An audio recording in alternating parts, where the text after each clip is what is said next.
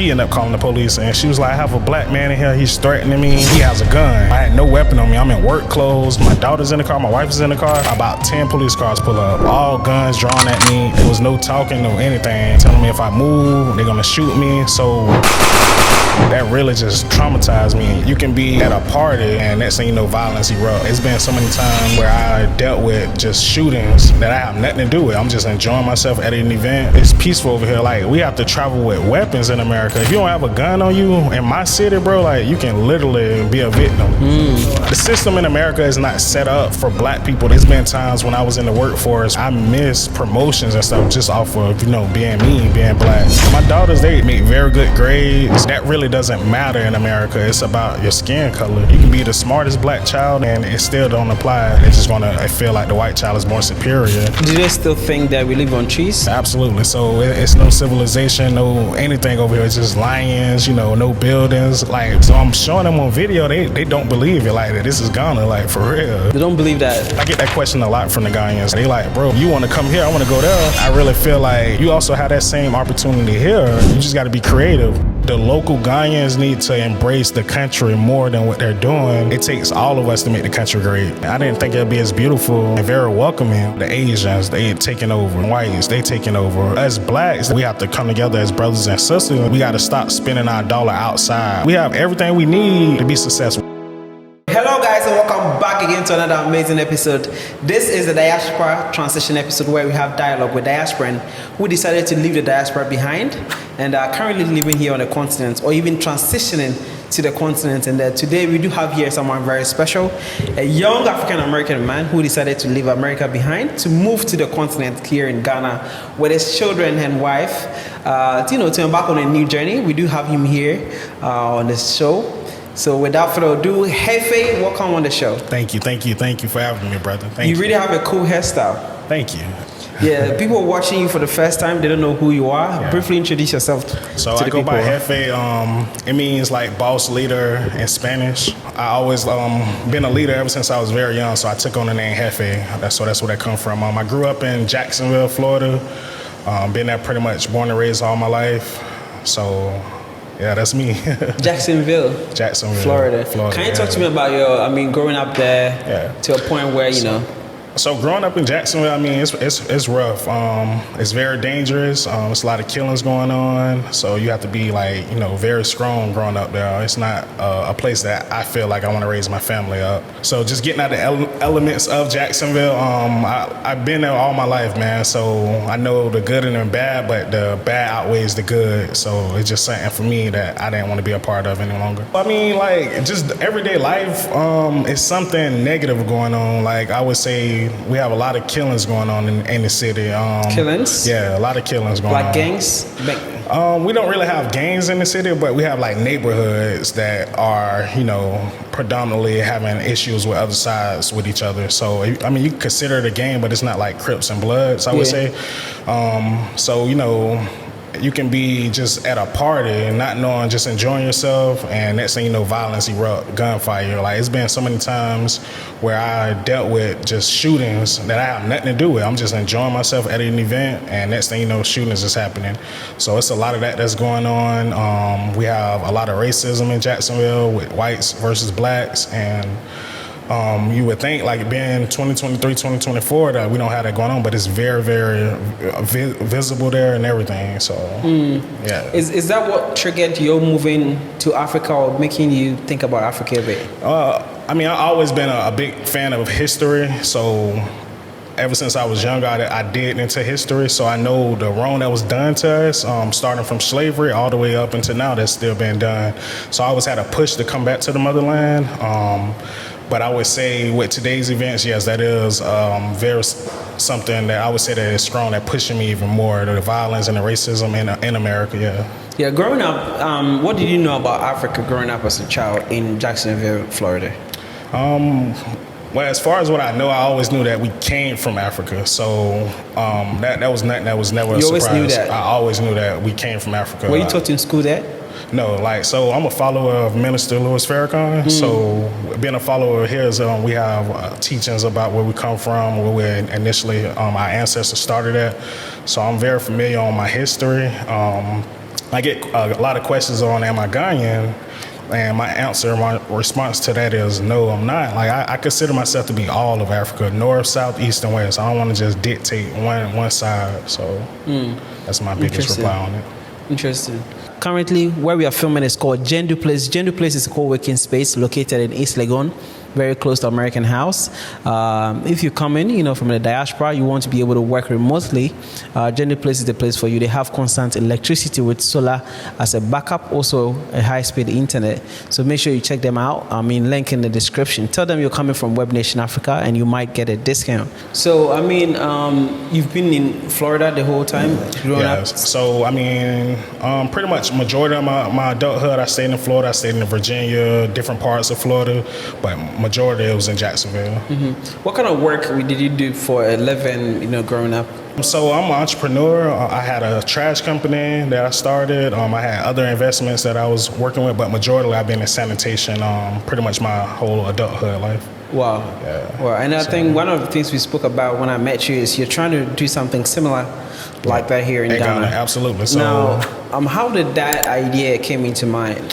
That idea, I have a background in sanitation. So my first time coming to Ghana, I seen it was a big need for it. Sanitation is, I would say, lacking.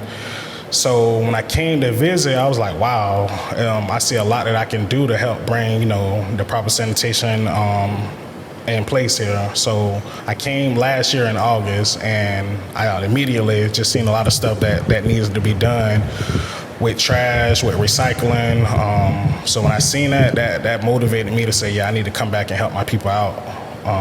As far as I'm an expert in sanitation, I would say. So right now, it's a lot of stuff that's set in place that we're going to be working on to try to, help the local communities out as far as recycling, trash, and the pollution and stuff.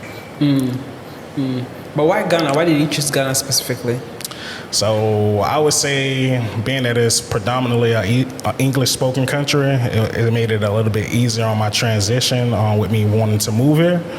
So when I came, we can speak without, not being a big issue. I am in the process of learning Tree, but being that it is a predominantly English-spoken country, it made it a little bit easier for my decision. And you're moving with your kid. How many kids do you have? I have 4 beautiful daughters. 4 daughters? 4. How old are they? So one is 10, one just turned 8, 6, and I have a 1-year-old. Wow. Yeah. And then together with your partner? Yeah, my wife. Wow. Yeah. How did they react to you telling them that we're moving to the continent? So they're excited. They ready to get over here. They'll be over here very soon. That's all they talk about when we FaceTime, and they want to see Africa. They excited to move over and start their life. We've been looking at YouTube videos, everything. So I can't wait to have them over here with me. So they are not yet here? No, they're not here yet. So I came over here first to get everything set up, housing, check out schools and stuff. So I'm doing the foundation, laying the foundation down for them right now. Yeah. So do you honestly believe that your family is going to have a way better life here in Ghana compared to Jacksonville? Absolutely. So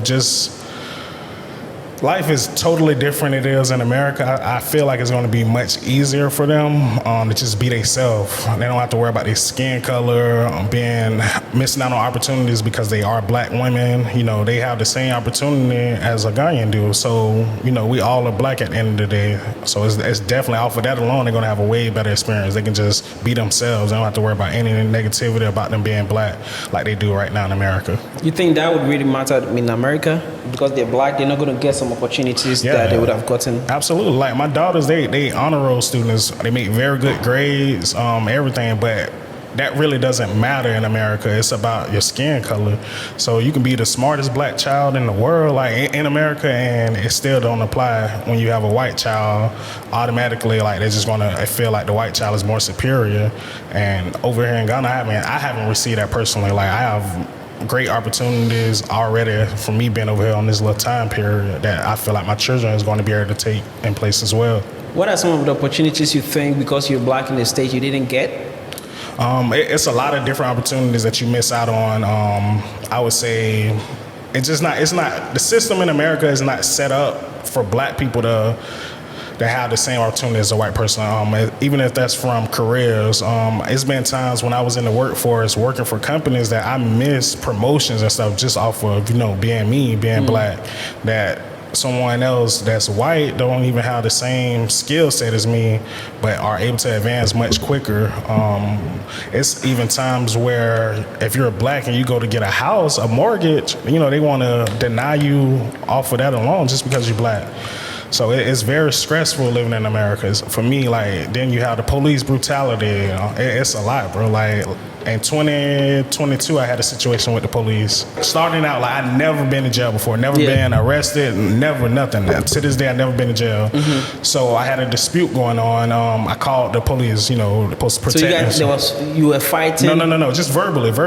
Yeah, argument. So it was an argument going on. Not even an argument, it was just a dispute at a store. I was having an issue with a white representative at the store.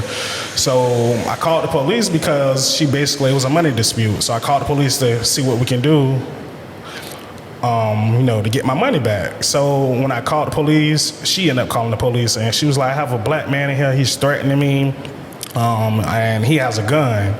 So I had no weapon on me. I'm in work clothes. My daughter, she just was born, so she's not even a month old, so she's in the truck with my wife. So I step outside to call the police again, let them know, hey, I don't have a weapon on me. But before I can do that, about 10 police cars pull up, all guns drawn at me, everything. So I'm explaining to them like, hey, relax. It was no talking, no anything. They had the guns to me, pointing at my head and everything, telling me if I move, they're gonna shoot me. So never been in that situation before, to be placed in that situation. My daughter's in the car, my wife is in the car. That really just traumatized me immediately. So when that ended up happening, you know, they looked at the video, they seen that I didn't have a gun, they were looking at the cameras and everything. I didn't get an apology from the company, I didn't get an apology from the police. And, you know, she filed like a false police report, but nothing happened to her. And I was the victim, and I was never protected even though I called the police, I never was protected that day. So that next day, I just went online looking at different videos. I'm like, I got to leave America after this. I almost just lost my life over something very, very simple. And that's happening to a lot of brothers and sisters who are losing their life, you understand? So for me, I was fortunate enough not to get killed by the police that day, but who's to say, you know, a week from then, that can't happen. So I started searching, and then I came across Ghana. I started seeing a lot of YouTube videos of people coming to Ghana. So then that's when I really just started doing research after that day, honestly. What was your first time in Ghana? Last year, August 2023. What was your first impression like? I mean, the moment I came off the plane, bro, like, I felt a whole different vibe. Like in America, when you come off the plane, you know, you just going through the airport. I was welcomed as soon as I stepped off the plane.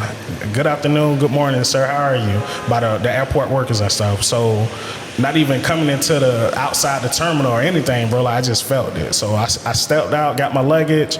The heat hit me. I was like, wow, yeah. We have heat in Florida, but the heat hit me here in Ghana, man. And about 20 people ran up to me, hey, do you need help with your luggage? Do you need this? Do you need that? It was very welcoming. Like, I never received anything like this before. So they helped me out trying to get me to my hotel. I didn't have any cedis on me, so I just had American dollars. One of the taxi drivers ended up taking me to my hotel, no charge. To this day, I still talk to him. He didn't charge me a penny, bro. He was like, whenever you get a chance, you know, just call me again and we'll work stuff out. Just stuff like that doesn't happen in America. You don't have no money, you don't have nothing, you're on your own when you come out the airport. So starting out initially from the airport all the way to my hotel, I was receiving help. So it was very welcoming. I mean, leaving America behind, did you tell your family, I mean your extended family, your mom, your dad, brothers, siblings, how did they react to that? So my dad, he's a follower of the minister Farrakhan as well, so he always had a big push to coming to Africa. He's actually going to be moving over here soon. My mom, she's a little hesitant about coming. She's interested now that I am here, but you know, she's still hesitant about coming. A lot of people in America, they don't know how it is in Africa, and so they have a different perspective of what it actually is. Do they still think that we live on trees? Yeah, absolutely. So it's no civilization, no anything over here. It's just lions, you know, no buildings. Like, since I've been over here, I had the most fun, bro. Like, in clubs, it's safe, you know. So I'm showing them on video, they don't believe it. Like, this is Africa, like this is Ghana, like for real.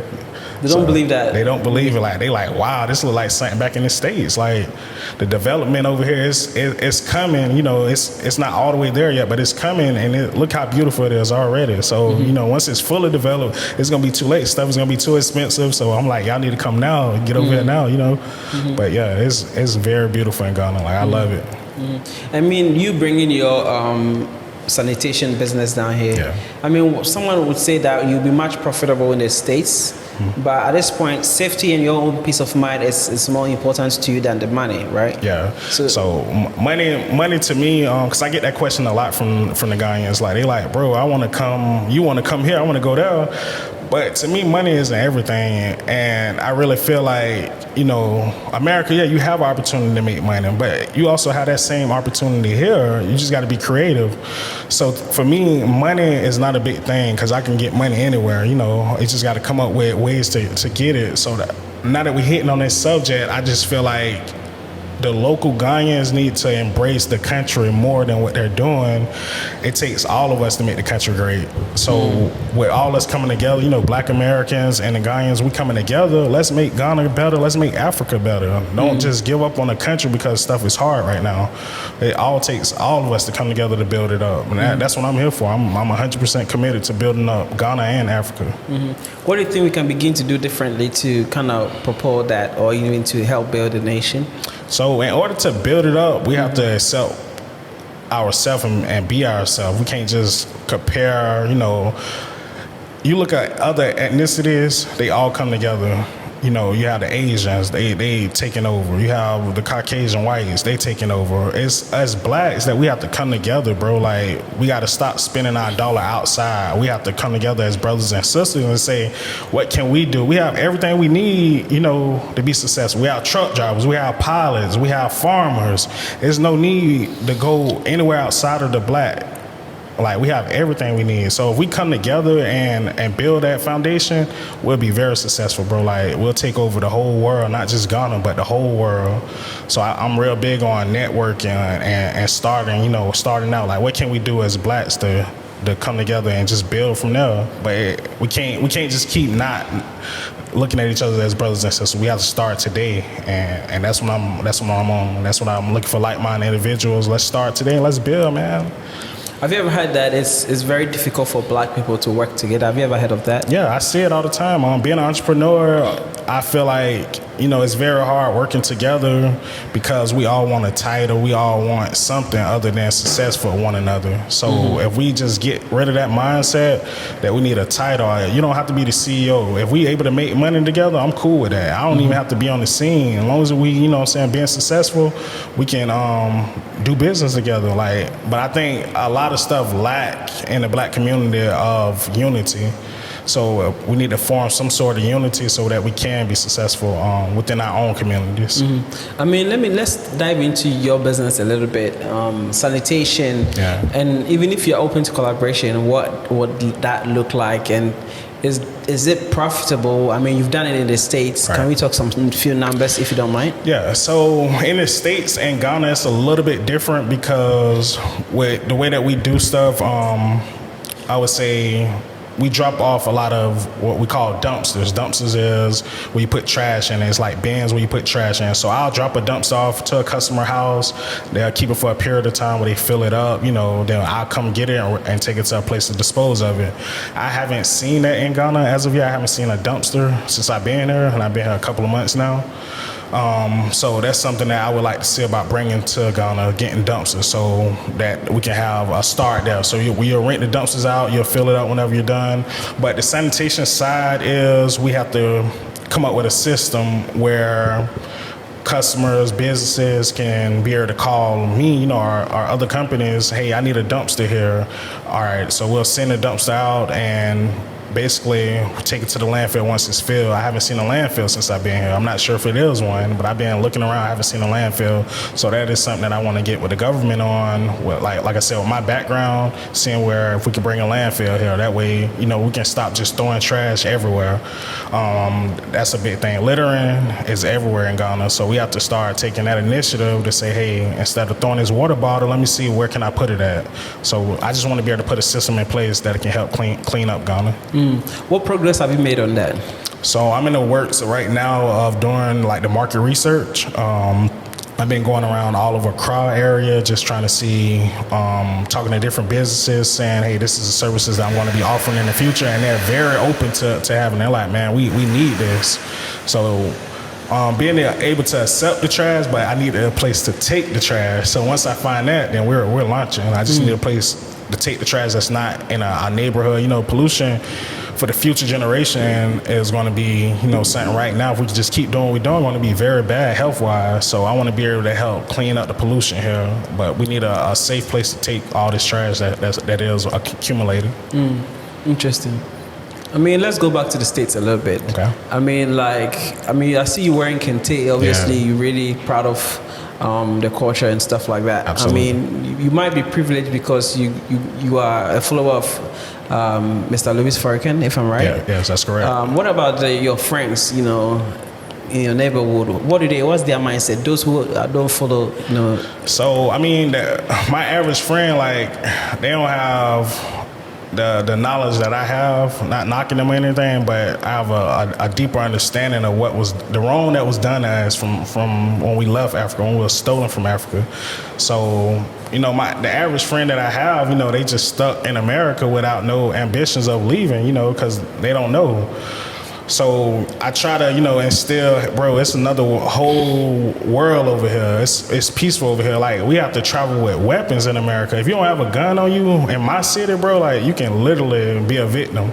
So you know how stressful that is. Every day I have to walk out with a gun. Like, before I take my cell phone, I have to have my gun on me. So that's just something a lifestyle, but, you know, that's something that we accept, but that's not a way of living, bro. Like, you shouldn't have to have a weapon on you everywhere you go. You should be able to feel safe traveling throughout your city, you know, and that's not something that we have over there. Like, honestly, it's not safe. Like, you can be a victim and you don't have nothing to do with gangs or anything. You can just be a victim just off of being in the wrong place, wrong time. So a lot of my friends are stuck in that life, you know. They think they don't have any choice. No, they don't have no choice. I mean, it's a money thing at the end of the day. You know, coming to Africa isn't cheap. Just leaving America isn't cheap. You have to get a passport. You have to get visas. You know, that costs money. You have to get. So a lot of people don't have the money in America. Like, you know, it is money to be made there, but leaving America is not an option for a lot of blacks. So it really isn't. I think the CEO for Custom Loose, Kwaba Samoa, he made mention, he said he believed that most African Americans living in America can't afford to come to Africa. That's true. And then he supported that by saying that most Americans spend 90% of their revenue or money, salary on utilities and stuff like that. It doesn't even have the time to think or even to. Is that true? Yeah, it's very true. So the average person in America is living paycheck to paycheck. Like, cost is rising, but pay isn't rising. So you have a situation where, in order to pay for your living arrangements, you have to spend a big chunk of your monthly salary. So you can't afford to say, hey, I want to travel and do this and that if I'm spending money. So, you know, you can't really save if you're not making it, if you're just spending. Yeah, so, you know, just spending your money, you don't have the opportunity to say, hey, I want to be able to save, because you're not making enough to save to make that transition out. And not only that, when you think of Africa, you're like, no, I don't want to go there and be dealing with lions and huts and villages and stuff, not knowing that we have the same stuff in America that we do here. Like, it's nothing that I'm missing from America this side at all. Like I said, the sanitation part, that's going to come, but that's not a deal breaker for me. They have clubs here. Nightlife is insane, like, bro. So it's everything that we have here, but it's the perception that keep a lot of blacks away. So what I want to start doing is, you know, getting these videos out that show, hey, this is how Africa really is, inspire other black Americans. So that's a goal for mine. I mean, now that you've been here and then your folks, I mean, I've seen the videos, do you think they would ever embark on the journey? Absolutely. So I got a few friends, family members that I've just been chatting with. I'm trying to get them to come before December, you know, because December is going to be crazy. But I got a few people that I already inspired that want to come. I've been getting a lot of messages from people that I don't even know. Like, bro, I didn't know Africa was like this. You know, give me more details. So people, it's hot right now. Yeah. So it's very hot. Yeah. I mean, let's talk about your business a bit. Is it how much money will you say waste management business can make yearly? in the States. It's a $1 trillion industry. Like, in my city in Jacksonville alone, bro, it's over, I would say, 100 companies that's doing the same thing: sanitation, trash. So it's a big need for it. You're gonna always have trash. So it's about being able to manage the trash and keep the pollution down. So it's not about the money at the end of the day. It's about, keeping the environment clean. For me, it is. It's about keeping the environment clean. So that's what I want to bring to Ghana. It's not a big factor of money. I mean, of course I have to have a way of living, but I want to bring a way to keep Ghana clean. Like I said, for the future generation, if we just keep doing what we're doing right now, the pollution is going to take over. It's going to get real worse for you and I and others. So for me, the money is there, but I want to put a system in place that can help, because it isn't one right now that I see. If someone want to partner with you, what is the way forward? Well, just reach out to me. I'm on social media, Instagram. Reach out to me. I'm definitely looking for help. So if anyone is interested in sanitation, please reach out to me. My Instagram tag is BigHefe904. I can use as much help. I'm open to help. So yeah, let's partner up. Let's be great here. What's your socials? How do people find you? Instagram. I'm on Instagram, and I'm not real big on social media. Believe it or not, like I didn't really get social media until I got over here. But Big Hefe, BIGJEFE904. You didn't get to social media? No social media, bro. Like in America, I wasn't very open to being, friendly. Like you have to be a certain way. So for me, I was like being very, strong-minded. I don't need to have no new friends. You can't really trust people. But since I've been over here, bro, like this is the most I ever been outgoing. Like I meet people. I get a new phone number every single day. You get a new what? Phone number every single day. Like just being able to network, bro. Oh, you do this? Okay, cool. Let me get your number.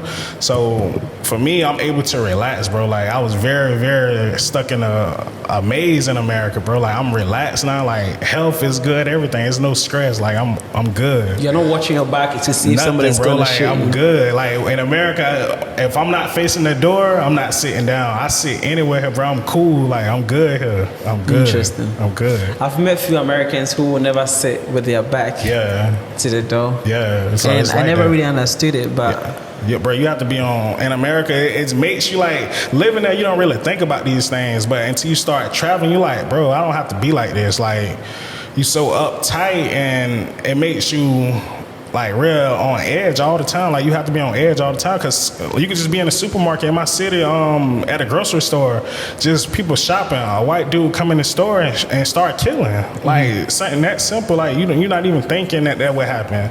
Coming out and you lose your life just because of racism, bro. Like, so you always have to be on edge in America. And I haven't experienced nothing bad in Ghana since I've been, bro. It's just been all love. It's been all love. I mean, there's a flood of African Americans or even diasporans flooding onto the continent. Right. And there's a lot of Ghanaians who want to go to America for greener pastures. Why do you think that is? So it's about the image that America puts out. I mean, don't get me wrong. Like, America is very beautiful. We have some very beautiful cities, very beautiful people there. But for me, the wrong that was done, that started from slavery, that wrong hasn't been corrected, and it's not trying to be corrected. So that's not someone that I can stay knowing like, hey, this wrong was done to our ancestors and nothing has been done about it. Like, you can't enslave a whole group of people and get away with it. So I believe that, sooner or later something is going to happen to America. Look at the weather right now. The weather is crazy. Look at the politicians. The highest level is the White House and the presidents. Look at it. It's a freak show, bro. Like, it's never been like this before. So that wrong that was done when we were enslaved, that's going to be something that's going to have to, be given to us, like reparations. It's bigger than money. It needs to be a change that says, hey, for what your ancestors have went through, this is what we're going to do for you, for the black people in America. And it's nothing that they're talking about doing. Every other group that suffer any type of bad treatment, they get something. We haven't got anything. And why is that? So for the local Ghanaians here, they think that America is better because we're able to make more money, but it's not better. Like, it's not. You have a better opportunity here if we all come together and is able to bring jobs here. There's no need to leave Ghana. Period. So that image that you're seeing, it's not true. Once you get there, you're gonna have issues that you don't have here that you're gonna be like, wow, I didn't think it was like this. So for me, coming from America, I want to tell all Ghanaians this: it's not what you think it is to be. Yes, you can make money there, but the racism, the daily violence, like you don't have none of that here. I wouldn't recommend going through that if you don't have to. It's very stressful. It's very interesting. For me, I understand what you just said. Yeah. But the average, have you tried telling this to an average Ghanaian? Yeah. What do they say? They be a little leery of what I'm saying, but they like, man, I still want to go. Like, if you tell me right now I can go to America, I'm going. I'm like, bro, you're not listening to nothing I'm telling you. Which I get it. It's an excitement going to America. I was excited coming to Africa, but Africa has been everything that I wanted it to be. I didn't come over here with any intentions of, it should be like this, it should be like this. I don't do that. So I didn't put nothing into place. I just came and I'm loving it, bro. But if you get to America, you're gonna be like, Charlie. You feel me? So it's not that. It's not that at all. So did you ever live in, like all these nice cities, New York and LA, Hollywood, and stuff like that? I travel to those places. Like I said, it's nice, but the more people, the more violence, the more issues you're gonna have. So New York, will say it's saturated with a lot of people. So you might see like beautiful buildings, but you're not seeing how dirty New York is. New York is very dirty, like really dirty. You have rats, you have this and that, and the violence is off the roof. Like, you got to be very careful in New York. You can get mugged, you can get robbed. So like you're not seeing a lot of stuff that goes on there, but it goes on. In Florida, like we have some of the most racist white people in Florida, and we have Mickey Mouse, Disney World there. But because you black, Trayvon Martin, he lost his life to a racist white person, and that's an everyday occurrence. So for me, I would say, coming from America to Ghana, I think it's a better opportunity here in Ghana to stay here. Talk to me about upbringing, living in Florida. Okay. Did you grow up with your parents? How was it like? Yeah, so I grew up in Jacksonville, Florida. It's at the top of Florida, and it's northeast Florida. I grew up with I came from a two-parent home. I have two siblings. Me and my dad always had a great relationship, so the manhood always been there for me. So he taught me a lot about how to treat women, how to maneuver throughout just everyday life. So I thank my dad for that, man. Like growing up, a lot of my friends didn't have a dad, so they'll pair up with my dad. We'll do different stuff. So it made me be the man who I am today. So that was greatly appreciated. I'm able to make sure I'm in my children's life just basically off of the way I was raised up. So I always been in my children's life. Like that's something that I'm always gonna like. No one else will raise my children besides me. What were your parents doing? My dad, he's an entrepreneur. He had a flooring company. He still does. So he's been in the construction field. My mom was a stay-at-home mom. She just raised us up. I have two sisters. I'm the youngest out of them. So yeah. Mm-hmm. They just always motivated me, to do the right thing. Like I had a lot of bad influence from friends and stuff, but just off of my upbringing alone, I made a lot of decisions that was positive that put me in the position where I'm at now. As far as being an entrepreneur, being able to come to Africa, never been in jail before. So those like the average person in America been in jail. The average person in America has done a lot of stuff, but the way I was raised up, I didn't have to take those avenues. Because they were religious, like they're Muslims. Yeah, we're Muslim, but outside of that, my dad, he always, like I said, seeing him grind the way he grind, I always was motivated, and it inspired me to just like when I get older, man, I'm gonna do the same thing. I never seen my dad work for anybody before, so he had a lot of freedom to spend time with me. If it's going to my games, me riding along with him to work, I had the opportunity that, my friends didn't. Like, they couldn't go with their parents to work because they worked for someone. So being in a situation where I can go work with my dad and, we're not working all day, that always inspired me, bro. Like, yeah. Interesting. I like that. Now, one would say, I don't know how it looks like, but is it a suburb? Subway? Is your place a suburb? Suburb? No. It's a big city. So like we have suburbs, but I grew up in the inner city. Okay. Yeah. Okay. So growing up in the inner city, man, you see a lot of stuff. Like it make you almost grow up fast. From just drugs to violence. You have to grow up fast. If you don't have the right home that you're coming from. I know some people that's 12, 13 doing adult stuff like paying bills, making money, and that's just the way of life growing up in the city. But you think it's a way of life, but that's you got to survive. If you don't, then if people watching this, what would be best advice for them, those who even want to embark on the journey from what you've seen so far here in Ghana? Yeah, some advice that I would give you is, I would say start to be interested in partnering up with us. Like we laying the groundwork coming to Africa, but we need the Black Americans to get on board too. It takes all us to come together to be successful. So something that I would say is just come. It doesn't have to be Ghana. It can be anywhere in Africa, but come back to the motherland, see what you can offer, but don't come with a negative attitude. This isn't America, so stuff is going to be totally different than it is in Ghana. I would say stuff doesn't go as fast as it do in America, which is fine, but don't come over here with a negative attitude. It's not something that's needed. We're trying to grow. So if you're going to be negative, just stay where you at. But you come over here with an open mind, be positive, and be patient. Patience is going to be king. So when you're coming over here, we're not going to be able to get, stuff delivered in 2 days. It don't work like that. So, but just be aware that you're going to need patience. I want to just hit on patience, please. Patience. Ghana taught you that? Very, very quickly, very quickly. So everything is, they say, slow. Yeah. So just be prepared for that. But come over here with a positive attitude. I promise you, everything will be great. Have you experienced, Ghanaians calling you Obroni sometimes? Have you ever experienced something like that? Me personally, I haven't, but I have a few people that I have talked with that they have. But me personally, I've never been called that. I'm not sure if it's just the way I move or what, but I've never been called that. Like, you're wearing kente and then you have your dreadlocks. That's so Ghanaian. Yeah. So I'm trying to learn Tree as fast as possible, bro, because I want to be able to just relate to the local Ghanaians. Like, I don't want to just be an outsider. So I'm trying to learn the local language as fast as possible. What have you learned so far? So I know a few words. Etisane, of course, Etisane, Madasi. It's a few words, so I don't want to mess it up right now, but I'm learning. Give me about 2 more months, I'll be fluent in everything. Yes, sir. Everything, totally. So yeah, I'm learning. But if I'm out and about, bro, like I just try to, treat everyone with respect here. I don't look down on anyone for their situation or what they have going on. I try to treat everyone with respect.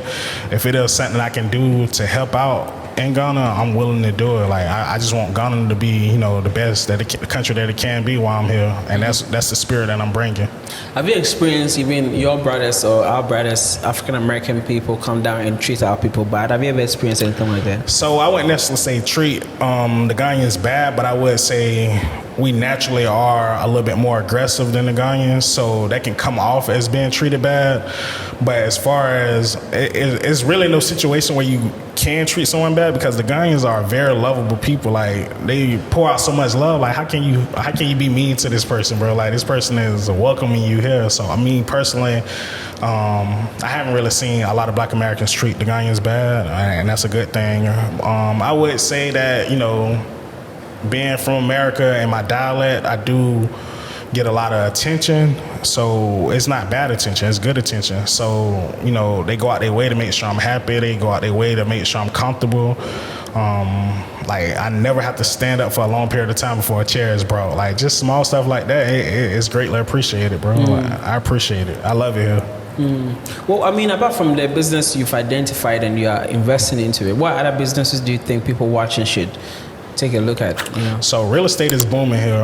If you're interested in real estate, you can do Airbnbs to make some money. But the next thing I want to jump into is real estate.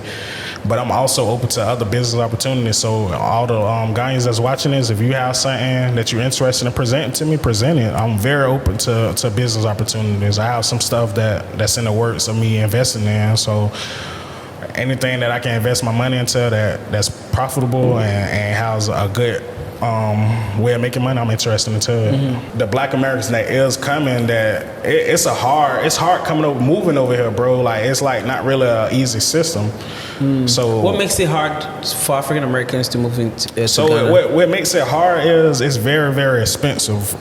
Just like for myself, I shipped a container over here with my furniture and stuff, and now I'm kind of like regretting it. Really? Yeah. Why? Because the cost of shipping over here was ridiculous. Like I spent How much? I spent about, for the container it was about $5,000. Then clearing the container with duty and stuff was about another $5,000.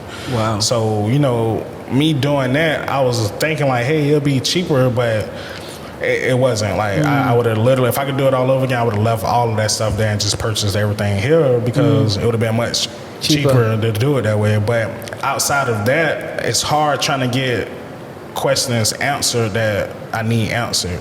I haven't been able to really obtain how do I get a permit. So that's something I've been battling with trying to get done. A permit? Yeah. So For your business or? No, for like a resident permit. Oh, okay. So yeah, okay. I have my Ghana card, but the next thing is working on getting a permit. So it's just small stuff like that that's kind of pushing me back on trying to get everything done. But I like to move fast, but that's when I say slow. You got to slow down. But the system, I think it needs to be in place. If we're coming back home, it should be a place that we can just go to. That I'm not sure if it is, but I'm not aware of it. But it should be a place that we can go to here in Ghana and say, hey, I'm here from the States, and boom, boom, boom, boom, boom. This is all you need. But it's like I think there are a few things. Maybe it's not that popular. They have African Affairs, Diaspora Affairs office. Okay. It's in the Jubilee House. Okay. They have GIPC. GIPC is like if you move into Ghana and want to invest, you have to look into it. They would help you with understanding the market, where you can put your money. Well, what I think a recommendation for the government would be is when you apply for your visa, it should be questions asked at that time, like, hey, are you planning on moving here? Or are you planning on doing this and that? So that way, they can identify, okay, this is what you need. Once you get here, this is what you need to do.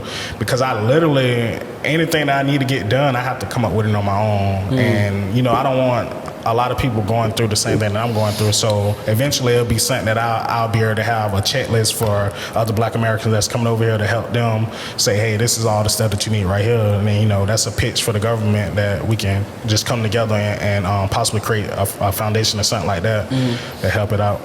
Now, I've heard people say moving to Ghana as a single it's not easy, but can't be compared to you moving as a family. So as a family, it's very, very difficult. Every day I'm just trying to learn something new, and then like from the schooling, looking at different schools, I have to do that. I have to figure out transportation, getting to the school. So accommodations, like I'm in the process of getting us a house that can fit my whole family. So, these are small stuff if I was by myself that I would have to be going through. So trying to navigate myself being in a new country, then trying to navigate my family coming over here, it's been a little difficult, but I'm working it out with the help of a local Ghanaian. He's been there for me day in and day out. So we just trying to navigate everything that we need. By the time they get here, they can just, boom, hit the ground running. Some stuff that I am struggling with is, like I said, the schooling. The American style that they're used to is a little different. They have like I think it's like the British curriculum. Yeah, so it's a little bit different. So I have been just trying to look at the curriculum to see like, okay, this would be the best fit for my daughters. This is something they can just dive into. But I do like the fact that they teach them another language. That's something that in America we used to have that, but we don't have that no more. Like my daughters, the only thing they learn is English. So I'm willing to go through everything that we need to go through, just to make sure they get over here and be successful. It's a process, though, a long process. I think what you just mentioned, that you wish you knew about the port so you don't have to ship items. Yeah. What are some of 3 things you wish you knew before coming to Ghana that you think people watching out should watch out for? So 3 things that I wish I knew is the system is very slow over here. I wish I would have knew that before I came, because I don't think that I would have came the way I came. I came thinking that everything's going to be fast, and it's not. So I would have, slowed down a little bit more before I came over. I just jumped and came. But if I could do it all over again, I would have probably waited a few more months. That would have gave me the opportunity to be prepared and save a lot of more money, because it's expensive, coming from America to here. So that's one thing I would say. The second thing is, I would probably say, I didn't think it'd be as beautiful. It's a very beautiful country all over and very welcoming. I didn't know that's a major thing for me, is how beautiful and welcoming it is. I get welcome everywhere I go, every place. The third thing I would probably say that I wish I would have knew before coming is, I don't know. I don't think I have a third one yet, bro. I'll get back to you on that one. We'll do another one, but I'll get back to you on the third one. For sure. Would you advise your friends to embark on a journey to Ghana to even find love or even to settle? So find love? Yeah.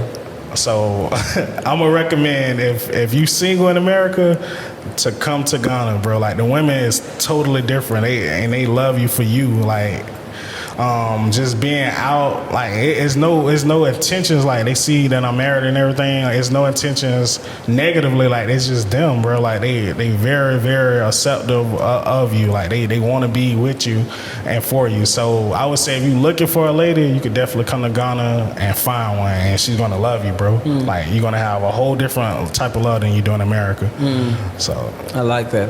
All right, this is interesting conversation. If you're watching and it's your first time watching, please don't forget to like the video, subscribe. YouTube said 80% of you guys watching, love the video, but forget to subscribe.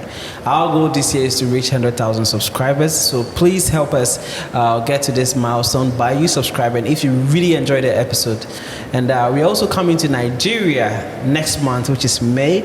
We want to be able to interview entrepreneurs, diasporans who are doing amazing things in Nigeria. So if you're watching this, you know somebody who knows somebody who is doing something great in Nigeria, living in Lagos, Abuja.